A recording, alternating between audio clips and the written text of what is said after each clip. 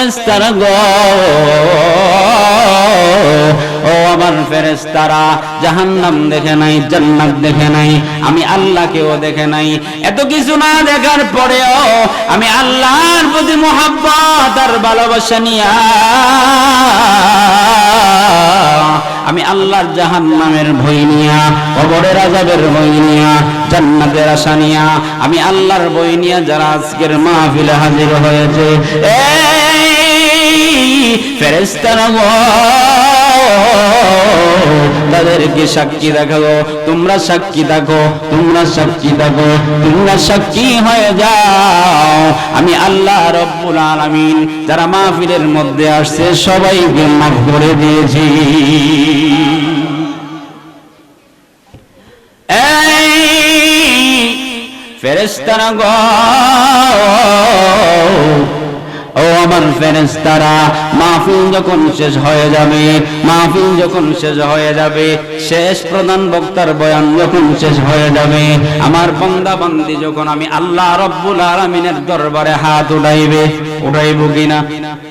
সবাই জোরে বলেন, উঠাইব কিনা? এ ফেরেশতারা, আমার বান্দা বান্দি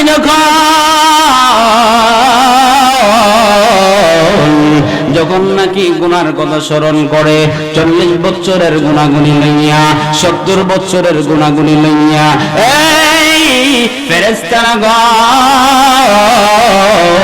যখন নাকি আমি আল্লাহর দরবারে হাত উঠাইয়া দিবে আর চোখের পানি চাইরা কইবে, আর রব্বুল আলামিন বুঝতে পারি নাই আমি জীবনে অন্যায় করেছি, নামাজ চাইছি, গুনাহ করেছি, অনেক অপরাধ করেছি, বেপরদায় চলছি, রব্বুল আলামিন তোমার কুদরতি পায়ে ধরে মাফ চাই, ক্ষমা চাই, রব্বুল আলামিন আজকে গভীর রজনীতে তোমার দরবারে মাফ চাচ্ছি। আল্লাহ আর কোনোদিন জীবনে গুনাহ করব না, আর জীবনে কোনোদিন সুদ খাইব না, আর জীবনে কোনোদিন ঘুষ খাইব না, আর কোনোদিন অপরাধের কাজে লিপ্ত হব না। আল্লাহ তোমার দরবারে আজকে তওবা করছি, আর কোনোদিন নামাজ ছাড়ব না, এখন থেকে প্রত্যেকদিন মসজিদে গিয়ে নামাজ আদায় করব। এমন ভাবে যখন আল্লাহর দরবারে বান্দা বান্দিগুলি হাত বাড়ায় দেয়, আল্লাহর কসম করে বলি, আল্লাহর কসম করে বলি, আল্লাহ রব্বুল আলামিন ফেরেশতাদেরকে ডাক দিয়ে বলে, আমি আল্লাহ নিষ্পাপ বেগুনা মাসুম বানাইয়া জান্নাতি বানায়া তাদেরকে বাড়িতে পৌঁছায় দেব। কত গুনাহ করছি মাওলা জীবনে, মাফ করে দাও দয়ার নবীর খাতিরে, মাফ করে দাও মায়ার গুনার পূজা মাথায় লইয়া কান্দেছি। জোরে আল্লাহকে রাখবেন, আল্লাহু আকবার, আরো জোরে আল্লাহু আকবার। গুনার পূজা মাথায় লইয়া কান্দেছি, মাফ করে দাও মাবুদ আল্লাহ, তুমি যদি মাফ না করো তোমার বান্দারে, আল্লাহু আকবার, আরেকটু জোরে আল্লাহু আকবার। তুমি যদি মাফ না করো বান্দারে, বলো তোমার বান্দা যাবে করদারে দূর করিয়া মানুষ বানাইয়া।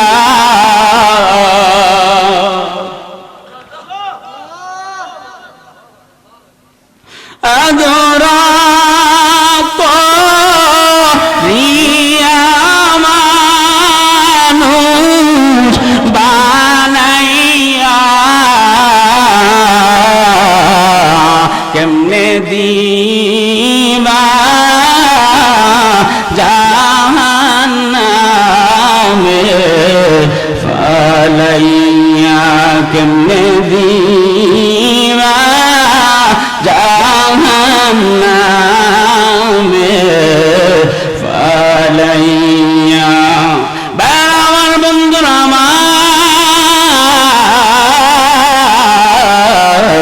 ও আমার যুবক বন্ধুরা, পায়ের নিচে হাত রেখে বলি, ও আমার মুরব্বী বাবারা, আমি আপনার সন্তান, আপনি আমার বাবা, আপনার ভয়ে ধরে বলি, বাবা গো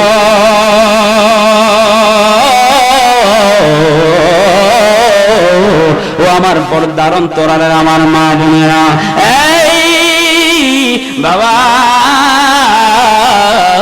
আপনি যে দিন ভর দিন নামাজ মিস করতেছেন, মসজিদের মধ্যে যান না। ও আমার মা বোনেরা, আপনি যে পর্দা করেন না, স্বামীর কথা শুনেন না, শ্বশুর শাশুড়ির কথা শুনেন না, মগো আপনার সন্তান হিসাবে বলে যায়, আপনার সন্তান হইয়া কথাগুলি বলে যায়।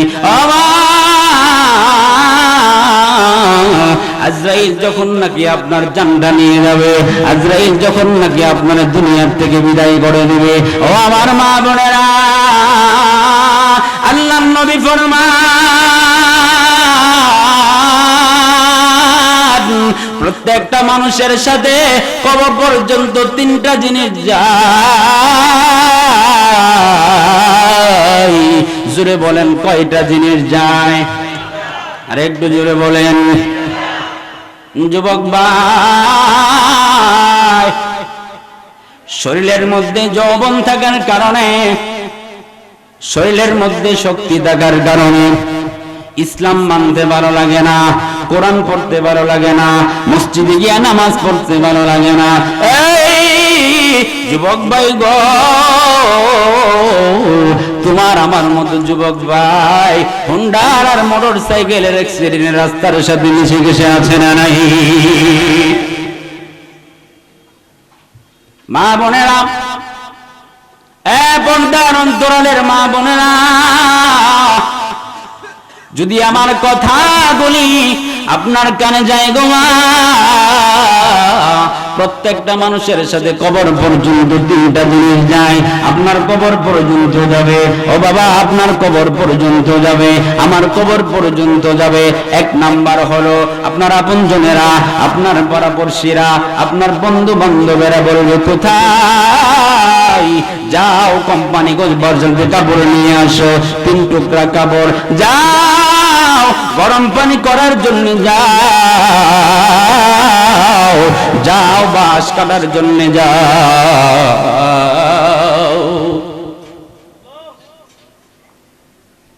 কোনদিন গরম পানির গোসল করছেন, কোনদিন বড়ই পাতা দেননি?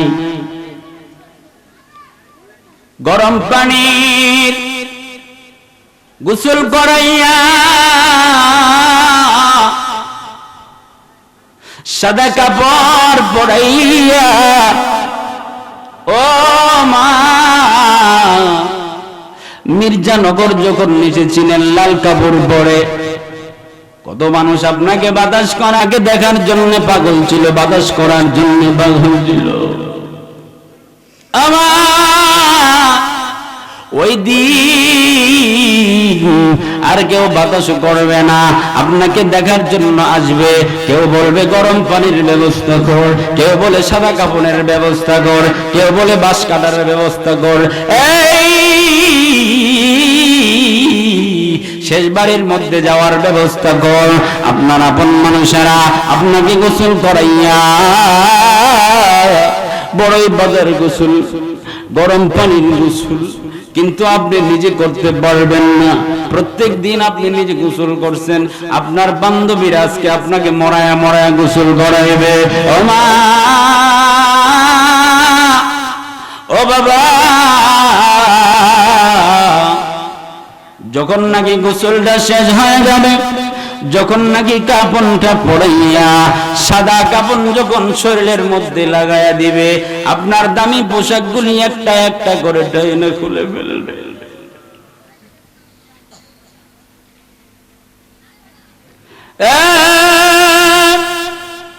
বাবা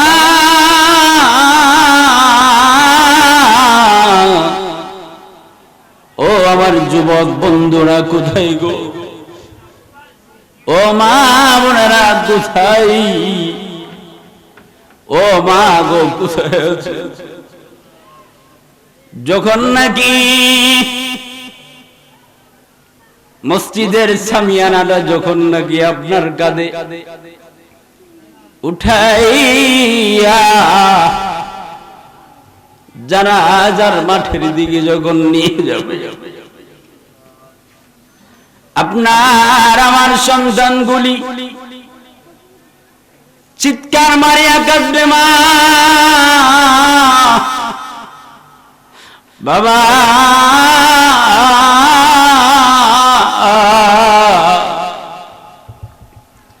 আমি আর আজকে দেখে কারে বাবা বলে ডাকবো, আজকে দেখে আমি আর কারে মা বলে ডাকবো। আর কোনদিন আপনার সন্তানের সাথে আর দেখা হবে না, আর কোনদিন আপনার মার সাথে দেখা হবে না। যাদের আজকে মা বাবা নাই তাদেরকে জিগায় দেখেন, যাদের মা নাই যাদের বাবা নাই, যখন নাকি কবরের পাশে মুরব্বীরা দাঁড়াইয়া যায়, চোখের পানি টিউবওয়েলের মধ্যে পড়তে থাকে। ও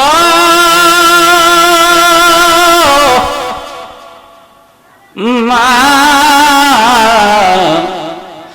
ও বাবা গো, প্রত্যেকটা মানুষের সাথে কবর পর্যন্ত তিনটা জিনিস আপনার আপনজন, যেগুলো দিয়ে কবর খোঁড়া হবে। আরেকটা হলো আপনার নেক আমল। জানাজার মানুষ আপনাকে সামনে নিয়ে জানাজার নামাজটা পড়াই কবরের মধ্যে শুয়াইয়া দিয়া, আর কোনদিন মির্জানগর আর আসতে পারবেন না। কবরে দিয়া যাব যদি মানুষ দেখি তা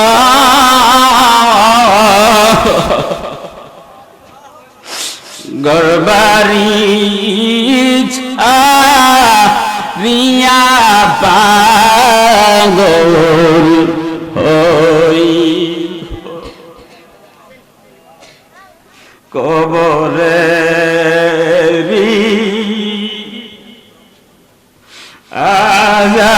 যদি মানুষ দেখি তো গরবারি ছায়া পাগল ওই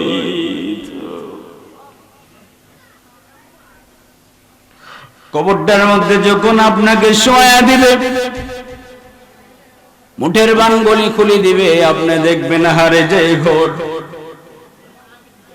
আপনি মনে করবেন আপনার যে মানুষগুলি আপনাকে কবরে দিয়েছে ওই মানুষগুলি মনে হয় আপনার সঙ্গের সাথী হবে। না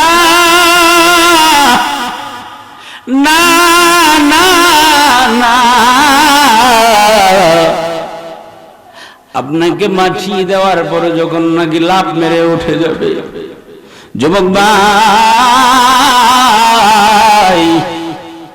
মসজিদরা চিনলেন না, মসজিদের মধ্যে ঢুকলেন না, মনে রাখেন না ঢোকার কারণে মনের অবস্থাটা খুব কঠিন হতে পারে। জাহান্নামী বৎকার মানুষের জান যখন কবজ করা হয় কত কঠিন জানেননি? একটা বকরিকে, জীবিত বকরিকে গাছের সাথে বেঁধে তার চামড়াটা টেনে টেনে খুলে যতটুকু কষ্ট, একটা বৎকার, একটা গুনাহগারের মৃত্যু এর চাইতে আরো বেশি কষ্ট। কবরের ভিতরে শুয়াইয়া দিয়া আপনার মহল্লার মানুষগুলি আপনাকে চাইরা দিয়ে সবাই চলে আসবে। আপনি দেখবেন আপনার আপনগুলি মানুষগুলি আপনাকে ছেড়ে চলে যাচ্ছে। দাও খন্দি কুড়ালগুলি সবাই চলে আসছে, শুধুমাত্র থাকবে আপনার নেক আমল। ঠিক কিনা বলেন? ও ভাই,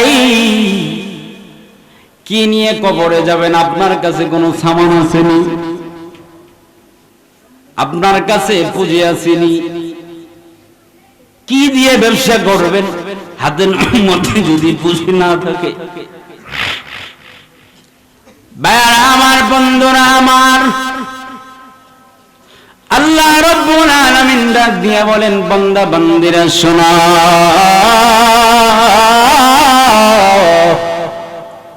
আমি আল্লাহ তোমাদেরকে এমনিতেই দুনিয়াতে বানাইনি, অনেক আদর করে, অনেক সম্মান দিয়ে, অনেক সুন্দর করে দুনিয়াতে বানাইছি। আল্লাহ রাব্বুল আলামিন বলেন, ওয়াত্তিনি ওয়াজ্জাইতুন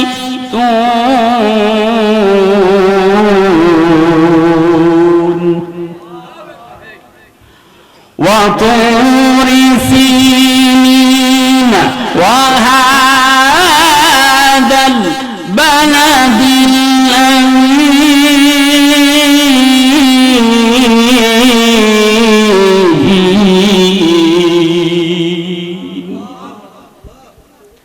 لقد خلقنا الإنسان في أحسن تقويم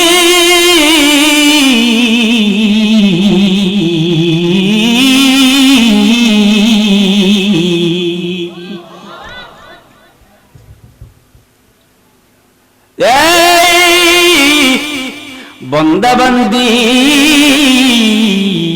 আমি আল্লাহ চারটা জিনিসের কসম খায়া বলছেন, লাকাদ খালাকনাল ইনসানা ফি আহসানি তাকওয়িম, আমি আল্লাহ মানুষকে অনেক সুন্দর করে বানাইছি। এত সুন্দর করে মানুষ বানানোর পরে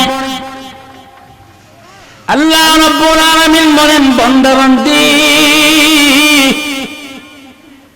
আমি আল্লাহ দুনিয়ার সব মানুষ ঘুমায়, আমি আল্লাহ কিন্তু ঘুমাই না। তোর জন্য বান্দা বান্দি বানাইছি।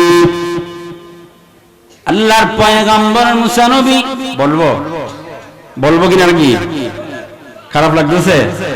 জিকির করেন, লা ইলাহা, জোরে জোরে লা ইলাহা,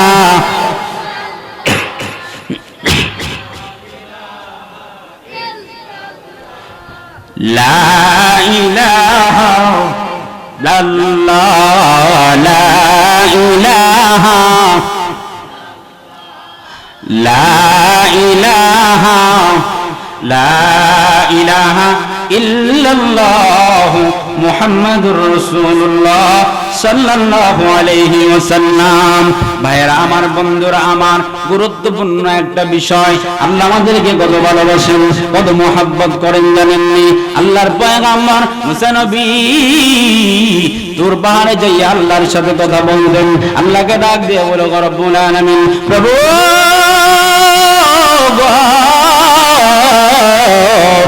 রব্বুল আলামিন, দুনিয়ার সব মানুষগুলি ঘুমায়, দুনিয়ার পশু পাখিগুলি ঘুমায়, আল্লাহ আপনি কেন ঘুমান না? তার কারণ থেকে জানতে চাই। আল্লাহ রব্বুল আলামিন ডাক দিয়ে বলে, মুসা নবী গো, আগামী কাল যখন আমার সাথে কথা বলতে আসবেন, হাতের মধ্যে একটা গ্লাস নিয়ে আর পানি নিয়ে আসবেন। সুবহানাল্লাহ বলেন, আর একটু জোরে। আল্লাহর পয়গম্বর মুসা নবী হাতের মধ্যে পানি আর গ্লাস নিয়ে তুর সিনার মধ্যে আল্লাহর সাথে কথা বলার জন্য, সুবহানাল্লাহ, আরেকটা জোরে সুবহানাল্লাহ, আল্লাহ ডাক দিয়ে বলল মুসা নবী গো পানি আনছেননি বলে যে আনছে রাখেন, সময় হলে আমি বলবো। আস্তে আস্তে রাত্রি যখন গভীর হতে লাগলো, আল্লাহর পয়গম্বর মুসা নবীর চোখের মধ্যে ঘুম আসতে লাগলো। যেই মানুষের শরীরে শক্তি বেশি, সেই মানুষের কিন্তু ঘুমও বেশি। সুবহানাল্লাহ। ভাইরা আমার, বন্ধুরা আমার, যখন নাকি ঘুম চলে আসলো, হাত থেকে গ্লাসটা ভেঙে জমিনের মধ্যে পানিটা পড়ে গেছে।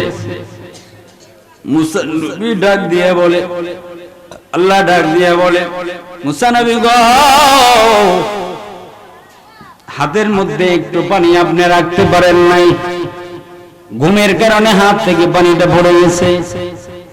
আমি আল্লাহ রাব্বুল আলামিন যদি ঘুমায়া যায়, আসমান আর জমিন একটার সাথে লেগে ভেঙ্গে চূর্ণ বিচূর্ণ হয়ে যাবে।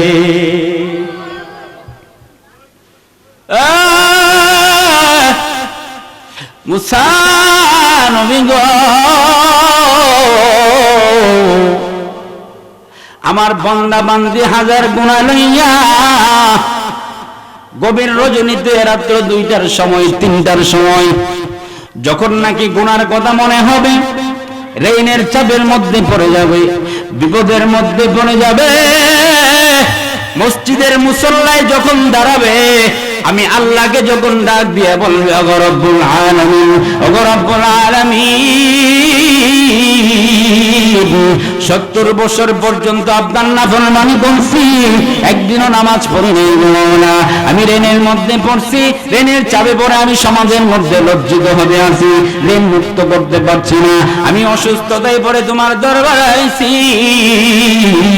আমি গুনাহ করছি, আমি বুঝতে পারি নাই, অন্যায় করছি, অপরাধ করছি, বুঝতে পারি নাই, ওগো রব্বুল আলামিন, আজকে গভীর রাতে তোমার দরবারে আসছি, তুমি তো বলেছো কুল ইয়া ইবাদিয়াল্লাযীনা আসরাফু আলা আনফুসিহিম লা তাকনাতু মির রাহমাতিল্লাহ, তুমি না বলেছো আমাদের গুনাহ থেকে তোমার রহমত বাড়াও, আমরা গুনাহগার, তোমার নাম গফফার, আমরা নাফরমান, তোমার নাম রহমান। আয় আল্লাহ তাআলা, গুনার কথা মনে করি না তোমার দরবারে হাজির হয়েছি, আল্লাহ তুমি মাফ করে দাও, আল্লাহ তুমি ক্ষমা করে দাও। আল্লাহ ডাক দিয়া বলে, মুসা নবী গো, আমার হাজার হাজার বান্দা বান্দি গুনার বোঝা লইয়া আমি আল্লাহর দরবারে যখন নাকি আসবে, আমি যদি ঘুমাইয়া থাকি, বলেন না আমার বান্দা বান্দি কারে আল্লাহ বলে ডাক দিবে। সুবহানাল্লাহ। কালকে কয়েন সুবহানাল্লাহ, আজকে কয়েন হায় হায় হায়, কই ওয়াজ করতেছে তো কোন দিন, আল্লাহ ভালো। আল্লাহ বলছে আমি বান্দা বান্দির ডাকে সাড়া দেওয়ার জন্য ঘুমাই না। সুবহানাল্লাহ বলেন। কবরে রাজা কত কঠিন সইতে আমি পারিব না। এই গজলটা সবাই পারেন না? মোটামুটি সবাই তো পারেন। মৃত্যু যন্ত্রণা কত কঠিন সইতে আমি পারিব না। ওগো দয়াময় হে রহিম, চাই শুধু তোমার করুণা। মৃত্যু যন্ত্রণা কত কঠিন সইতে আমি পারিব না। কবরের আযাব কত কঠিন সইতে আমি পারিব না। মসজিদের পালকি খানা আসবে সবার বাড়ি সবার জানা। ঠিক কিনা বলেন, জোরে বলেন ঠিক কিনা? মসজিদের পালকি খানা আসবে সবার দানে সবার জানা। শেষ বিদায় দিতে আমায় চোখের পানি ছেড়ে কেঁদো না। মৃত্যু যন্ত্রণা কত কঠিন সইতে আমি পারিব না। কবরের আযাব সইতে আমি পারিব না। ও গো দয়াময় হে রহিম, চাই শুধু তোমার করুণা। কবরের আযাব কত কঠিন সইতে আমি পারিব না। আল্লাহু আকবার, জবান খুলে আল্লাহু আকবার। ভাইরা আমার, বন্ধুরা আমার, খারাপ লাগতেছে, আপনাদের কষ্ট হইতেছে, শুনেন আমার যে অবস্থা বুঝতে পারতেছে। কাশির যন্ত্রণা 20 দিন পর্যন্ত কোন মাহফিল যায় না। আজকে শুধু আপনাদের মহাব্বতে, আলেম ওলামাদের মহাব্বতে সাব্বির ভাই দাওয়াত দিয়েছে, আদাওয়ার ভাই, এই মহাব্বতে কষ্ট হওয়া সত্ত্বেও আসছি। এর পরেও যতক্ষণ সময় দিয়েছে, আপনাদের কি খারাপ লেগেছে? জোরে বলেন। ভাইরা আমার, নজরুলে রহমতের সময়, এই যে সময়টা, এই সময়ের ভিতরে আমরা তো জানি না কোন দিন আমাদের মরণ হবে, কোন দিন আমাদের সামনে আজরাইল আসবে। এই জন্য আগেভাগে আমাদেরকে তওবা করে পবিত্র হয়ে আল্লাহ তাআলার মেহমান হতে আমরা রাজি আছি না নাই? আর একটু জোরে বলেন, রাজি আছি নাই? আমার তেলাওয়াতকৃত আয়াতের ভিতর আল্লাহ তাআলা একজন মুমিনের 5টা গুণের কথা বলছে। এই 5টা কথা বলে আমার ওয়াজ শেষ। শুনবেন না চলে যাবেন? শুনবেন না চলে যাবেন? আল্লাহ তাআলা বলেন, ইন্নামাল মুমিনুনা আল্লাযীনা ইযা যুকিরাল্লাহ। মুমিনের 1 নাম্বার গুণ হলো জিকির করা। 1 নাম্বার গুণ কি? মুমিনের 1 নাম্বার গুণ কি? সকাল সন্ধ্যা জিকির করে, লা ইলাহা, তোর মনের লোকেরা দেখছেন না, লা ইলাহা ইল্লাল্লাহ, লা ইলাহা, এমন ভাবে সকাল সন্ধ্যা জিকির করবেন। কাজ করেন হাতে, কাজ করেন পায়ে, মুখ দিয়ে তো কোনো কাজ নাই। কাজ আছে? জোরে বলেন। চাষটলে বসে বসে আরে আব্দুর রহিমে এগুলো বেড়া হইলো, মসজিদে যায়। এই যে একটা মুখ দিয়ে একটা কথা বললেন, চাষটলে চার দোকানে বসলে অনেক মুরব্বীরা বসে বসে অন্যের দুশ্চর্চা করে। দরকার নাই, 5 মিনিট লাগে একটা চা খাইতে। চাটা খেয়ে চলে আসবেন, হাতের মধ্যে একটা তাসবিহ রাখবেন, ফজরের পরে জিকির করবেন, লা ইলাহা ইল্লাল্লাহ, সুবহানাল্লাহ, আলহামদুলিল্লাহ, আল্লাহু আকবার। এই জিকিরগুলি করবেন। জিকির করলে আল্লাহ তাআলা মানুষের কলব থেকে আল্লাহ সব গুনাহ মাফ করে দেয়, দুই মুছে পরিষ্কার করে দেয়। মুমিনের প্রথম নাম্বার গুণ, কয় নাম্বার গুণ? 5টা গুণের কথা মনে রাখবেন। ইযা যুকিরাল্লাহ ওয়াজিলাত কুলুবুহুম, জিকির করলে কি হয়? মানুষের কলব তাজা হয়, মানুষের কলবটা জিন্দা হয়। আর যারা জিকির করে না তাদের কলব আস্তে আস্তে মরে যায়। ঠিক কিনা বলেন? 2 নাম্বার হলো ওয়া ইযা তুলিয়াত আলাইহিম আয়াতুহু জাদাতুহুম ঈমানা, ঈমানা, ঈমানা। মুমিনের 2 নাম্বার গুণ হলো মুমিন বেশি বেশি করে কোরআন তিলাওয়াত করবে। যখন নাকি মুমিন আল্লাহর কালাম তিলাওয়াত করবে, কালাম যখন তিলাওয়াত করতে থাকবে, আল্লাহর সাথে কথা বলবে, আল্লাহ রাব্বুল আলামিন ডাক দিয়া বলে, মুমিন যখন আল্লাহর কালাম তিলাওয়াত করবে। কোরআন শরীফের তিলাওয়াত আসেনি আপনাদের সমাজে? মির্জানগর আসেনি? কম আছে। মুরব্বীরা কোরআন মহাব্বত করে, আগেকার মা বোনেরা ফজর নামাজটা হইরা হারে ঘরের সামনেই কোরআন শরীফটা খুললা বইতো। আর এখনকার মা বোনেরা মাশাআল্লাহ যে গানা গাইছে 10টার কমে ঘুম ভাঙে। ঠিক কিনা বলেন? ফজর নামাজের ঘুমের ভিতর দিয়ে গেছে গা। ঠিক কিনা বলেন? আগেকার মা বোনেরা হারে কান্ত আর গজল গইতো, কত সুন্দর সুন্দর গজল। আমার ভাই যদি অসুস্থ না থাকতাম, নিয়ত করছিলাম মির্জানগর কমপক্ষে 2 ঘন্টা। কয় ঘন্টা? কমপক্ষে কয় ঘন্টা? 2 ঘন্টা। 2 ঘন্টা ওয়াজ করলাম। যদি স্বাস্থ্য কণ্ঠটা ভালো রাখতো, 10টা ইনজেকশন দেওয়ার পরে আমি আর হাঁটতে পারি না, লোক দৌড়ে দৌড়ে হাঁটেছে।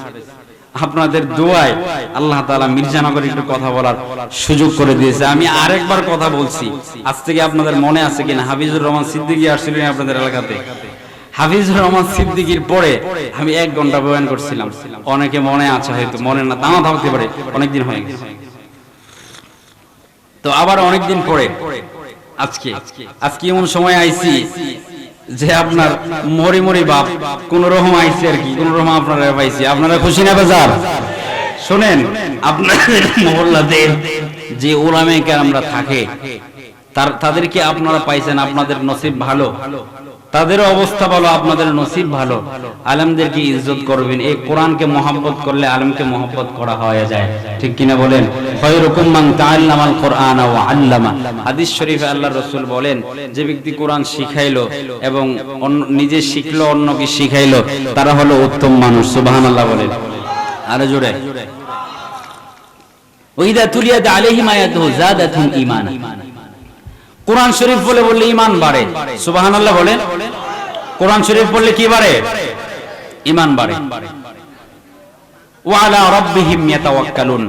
মুমিনের 2 নাম্বার গুণ হলো মুমিন কোরআন তিলাওয়াত করবে। অনেক লম্বা কথা আছে এই ব্যাপারে, আসলে বলার সময় নাই, শরীর স্বাস্থ্য ভালো না, এজন্য লম্বা করছি না, ছোট ছোট করে বলছি। এই ব্যাপারে অনেক, এই 5টা কথা যদি একটা করে বলতে গেলে কমপক্ষে 1 ঘন্টা সময় লাগবে। কয় ঘন্টা? জিকির সম্পর্কে কথা বললে কমপক্ষে 1 ঘন্টা। কোরআন তিলাওয়াতের ব্যাপারে ফজিলত 1 ঘন্টা। ওয়া আলা রাব্বিহিম ইয়াতাওয়াক্কালুন। তাওয়াক্কাল তো আল্লাহ, মুমিন তাওয়াক্কাল করবে কার উপরে? আরো জোরে কোন? আর এখন তো মুমিন আল্লাহর উপর তাওয়াক্কুল না কইরা পীর সাহেব বাবার উপরে। কোন বাবার উপরে?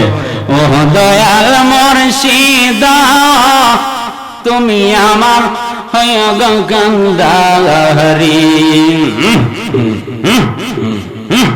আছে না? আরে কথা বলেন না কে? কদিন আগে দেখতেছি নারী পুরুষ একসাথে মিল্লা এক বিড়ি গান করতেছে আর সবাই নাচতেছে। বাবা তোমায় ভালোবাসি, তোমায় ভালোবাসি গো বাবা, আমি তোমায় ভালোবাসি, চরণ চুমিতে বাবা গো বাবা, তোমার কাছে আসি গো, আমি তোমায়। এই যে জইল আছে, যে জইল, আরে জইল তাওয়াক্কাল, তো তাওয়াক্কাল কার উপর? একটা তাকবীর দেন, নারে তাকবীর। আর একটু জোরে, নারে তাকবীর। প্রধান বক্তার আগমন, আশরাফি সাহেবের আগমন, মির্জানগরের পক্ষ থেকে নারে তাকবীর। আমরা সবাই খুশি না বাজার? আর একটু জোরে। আমার ভাই, অত্যন্ত প্রিয় ভাই, ওনার বাড়ি আশরাফপুর, আর আমি নামাজ পড়ে দৌলতপুর। কথাটা বুঝছেননি? ওনার বাড়ি আশরাফপুর, তাড়াতাড়ি করে আইটা গেলে 7 মিনিট। কয় মিনিট? আর যদি আস্তে আস্তে করে যায় 10 মিনিট। কয় মিনিট? কাছের না দূরে? আরে কথা কোন না, কাছের না দূরে? ওয়াজটাও কাছের না দূরে? ওনার আগে মানে কাছাকাছি না? তাহলে তাওয়াক্কাল কার উপরে? এই যুবক জোরে বলো, তাওয়াক্কাল কার উপরে? 3 নম্বর গুণ। মাজারে, দরগায়, দুর্গায়, দরবারে যাবেন, কিন্তু যেই পরিমাণ মানুষ মুসলমান, এদের প্রতি ভক্তি আর বিশ্বাস লইয়া বেড়া বিড়ি একসাথে, মানে দুনিয়াতে আর কিচ্ছু নাই, এরা একলা, ঠিক কিনা বলেন? তাহলে মুমিনের 3 নাম্বার গুণ হলো ওয়া আলা রাব্বিহিম ইয়াতাওয়াক্কালুন। মুমিন তাওয়াক্কাল করবে কার উপরে? 4 নাম্বার, আল্লাযীনা ইউকিমুনাস সালাহ। মুমিন কখনো নামাজ ফাঁকি দেয় না। মুমিন কখনো নামাজ ফাঁকি দেয় না। ইউকিমুনাস সালাহ ওয়া মিম্মা রাযাকনাহুম ইউনফিকুন। আর মুমিন, আমি আল্লাহ তাআলা যা কিছু দিয়েছি তার কাছ থেকে মুমিন এর থেকে আমি আল্লাহর রাস্তায় দান করবে। আচ্ছা বলেন তো, 5টা জিনিস দরকার আছে না নাই? 1 নাম্বার, জিকির করবেন। জিকিরের ভিতরে অনেক কিছু আছে, নামাজ জিকির, কোরআন তেলাওয়াত জিকির, বললাম না অনেক সময়ের দরকার ছিল।